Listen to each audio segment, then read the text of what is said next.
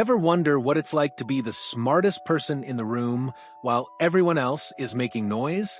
The Vancouver Canucks are conducting one of the most methodical, under-the-radar player searches in recent NHL memory, and their surgical precision in hunting for a middle six center is about to either pay off spectacularly or expose the fatal flaw in overthinking your way to mediocrity.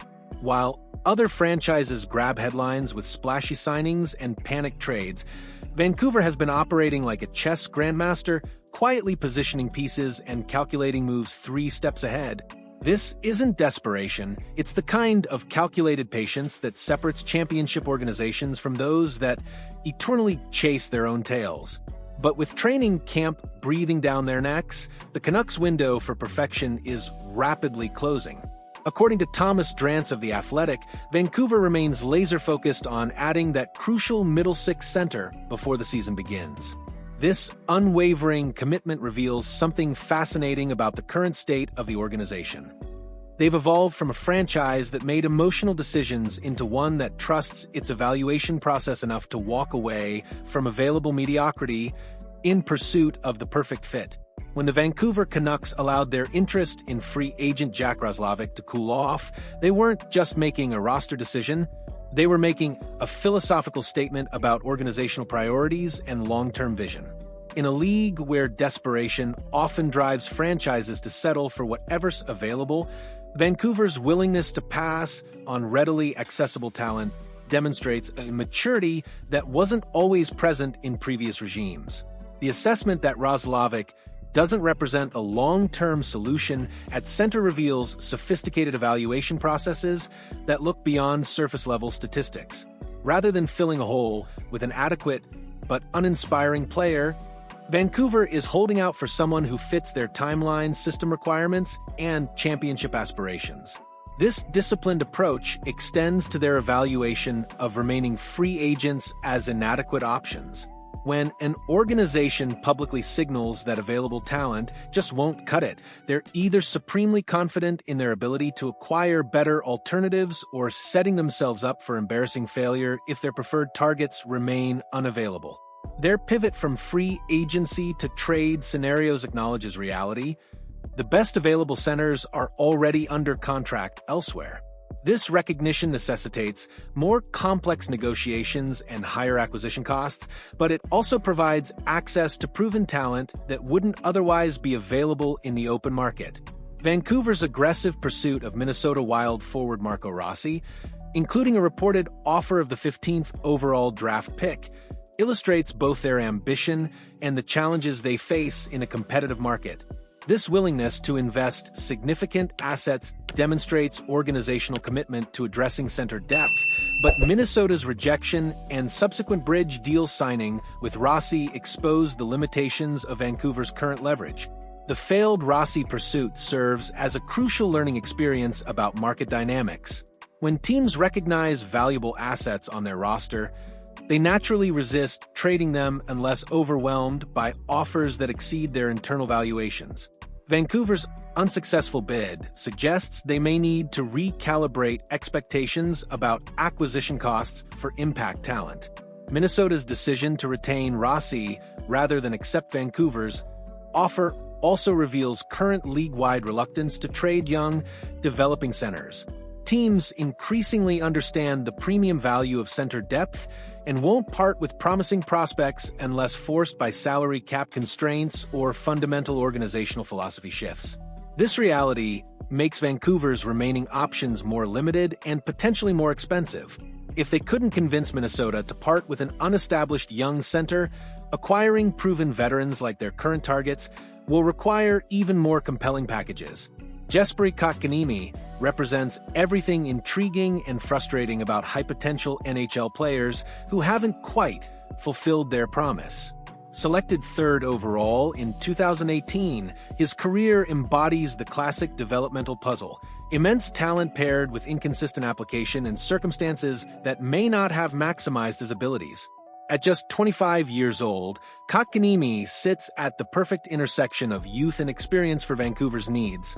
His track record shows consistent double-digit goal production when given adequate playing time, suggesting a reliable baseline. While his peak performance of 18 goals and 43 points in 82 games demonstrates untapped ceiling potential that could emerge in the right environment.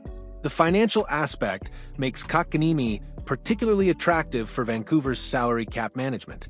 His $4.82 million annual cap hit over 5 remaining years provides cost certainty while preserving flexibility for future roster moves. This combination of reasonable cost and extended term control addresses both immediate needs and long-term planning considerations. However, Kotkaniemi's availability likely stems from Carolina's recognition that he hasn't fulfilled expectations since his controversial offer sheet acquisition.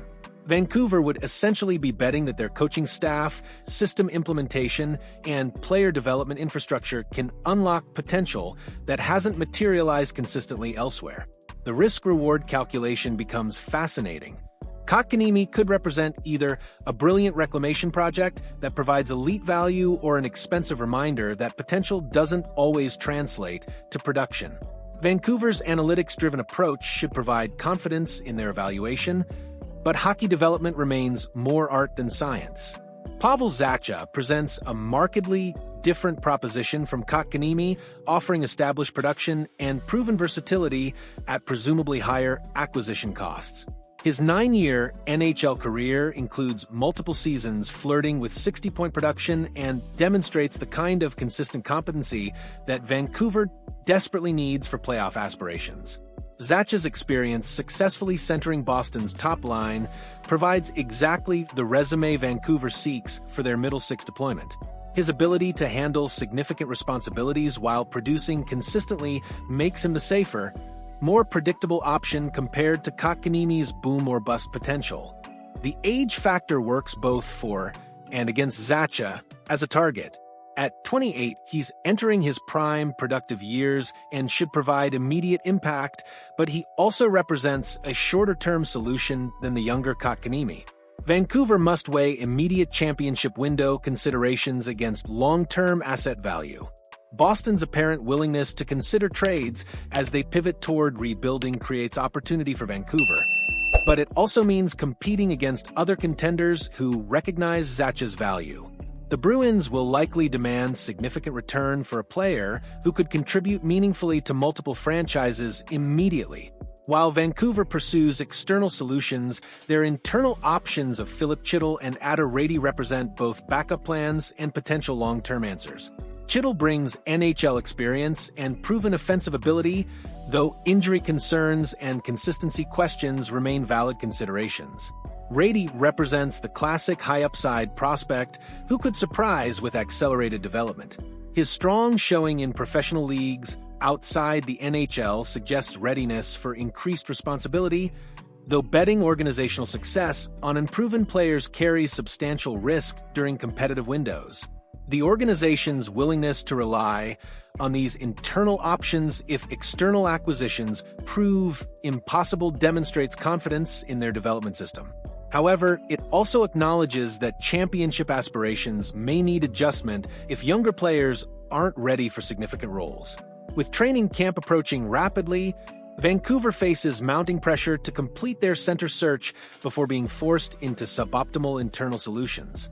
Every passing day potentially increases acquisition costs as other teams recognize their urgency and adjust asking prices accordingly. The timing element adds complexity to negotiations, as Vancouver's methodical approach must accelerate without compromising evaluation quality. Their patient strategy has preserved asset bases while allowing thorough option assessment, but patience becomes problematic if it prevents necessary improvements. Vancouver's situation perfectly illustrates modern NHL roster construction challenges. Identifying needs is straightforward, but addressing them requires navigating salary caps, competitive markets, and organizational timelines where multiple teams pursue similar solutions simultaneously. Vancouver's center search extends beyond simple roster improvement. It represents a crucial test of their current management group's ability to execute strategic vision during competitive windows. After years of rebuilding and asset accumulation, their capacity to convert resources into meaningful upgrades faces immediate evaluation. Success in acquiring the right center could catalyze broader team improvement, providing depth and flexibility needed for sustained playoff contention. Failure could expose organizational limitations and potentially waste another season of prime years from their established core players. The methodical approach demonstrates organizational maturity and systematic thinking, but results matter more than process in professional sports. Vancouver's careful evaluation and patient pursuit mean nothing without successful execution when opportunities finally arise. The Canucks have positioned themselves perfectly for success. They've identified targets, preserved assets, and maintained flexibility. Now comes the hardest part, convincing other organizations to make the deals that could transform their competitive outlook entirely. Which direction do you think Vancouver should go? The high-ceiling gamble on Kotkaniemi's untapped potential, or the proven reliability that Zacha brings to the table?